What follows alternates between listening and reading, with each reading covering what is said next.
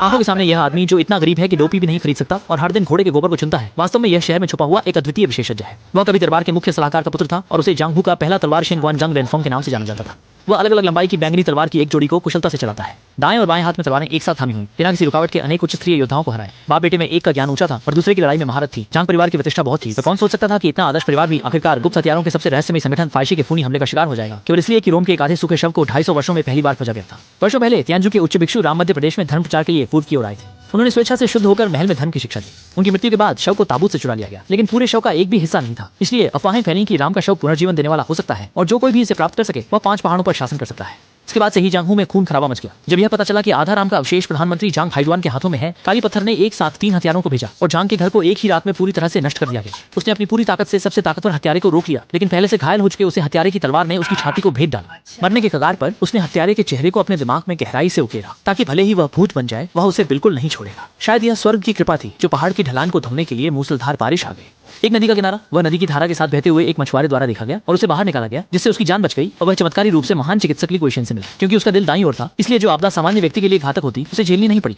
उसके लिए यह प्राणघातक नहीं था। उसने ली गुइशेन से अपने लिए एक नया चेहरा मांगा। मरणासन्न अवस्था में उस महिला हत्यारे की स्मृति के सहारे उसने नानजिंग शहर तक उसका पीछा किया। उसने अपना नाम बदलकर च्यांग आशेंग रख लिया और एक ईमानदार कर्मचारी बन गया जो दूसरों के लिए काम करता था। शहर की एक गली में एक साधारण कपड़े की दुकान का मालिक उसकी नजर में आया। वह अक्सर वहां से गुजरता ताकि उस महिला के करीब पहुंच सके। महिला का नाम जंग जिंग था। वह एक बड़ी उम्र की अविवाहित थी जो 3 महीने पहले वहां आई थी और कपड़े का व्यवसाय करने लगी थी। चाय के अंडे बेचने वाली बूढ़ी औरत ने देखा कि वह अकेला है, तो उसने खुद ही उसका परिचय कराने की पहल की। मिलने आने वाली महिलाएं या तो सुअर काटने वाली होती या मछलियां पकड़ने वाली, जो उसे काफी अजीब लगता था। जियांग आशेंग की बार-बार की यात्राओं ने उसकी उत्सुकता बढ़ा दी। ये दयालु युवक हमेशा बारिश से पहले पहुंच जाता, उसकी दुकान समेटने में मदद करने के लिए। फिर एक बार बारिश हुई, दोनों छत के नीचे बारिश से बचने आए और जियांग आशेंग की बातों का गहरा मैंने तुम्हारा सिर्फ जियांग आशेंग की गर्मजोशी और पहल ने धीरे धीरे महिला को प्रभावित किया। परीक्षण के बाद जब उसने पुष्टि की कि जियांग आशेंग धनुष नृत्य नहीं कर सकता, उसने इस पुरुष को स्वीकार कर लिया। लड़की लड़के का पीछा करती है जैसे एक परत की आड़। दोनों पति पत्नी बन गए और उन्होंने साधारण घर गृहस्थी का जीवन शुरू कर दिया। ओह प्रिय, तुम छुरी का बहुत अच्छा इस्तेमाल करती हो।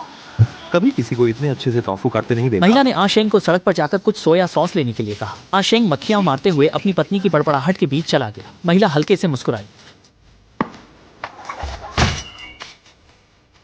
नरसंहार संगठन ब्लैकस्टोन का नानजिंग शहर में एक शाखा स्थल है। तेल की दुकान के मालिक चेन वहां के प्रमुख हैं। इस दिन चेन की अप्रत्याशित मौत ने सरगना जुआन ल्यूमंग का ध्यान यह आकर्षित। तलवार की तकनीक नहीं है, बल्कि यह तलवार की विधि है। उसे मारने वाले ने तलवार को चाकू के रूप में इस्तेमाल किया। तलवार को चाकू के रूप में उपयोग करना मतलब है बिना कुछ कहे। उसी समय ब्लैकस्टोन ने राम के शेष शरीर के प्रोजेक्ट की जांच कर ली है।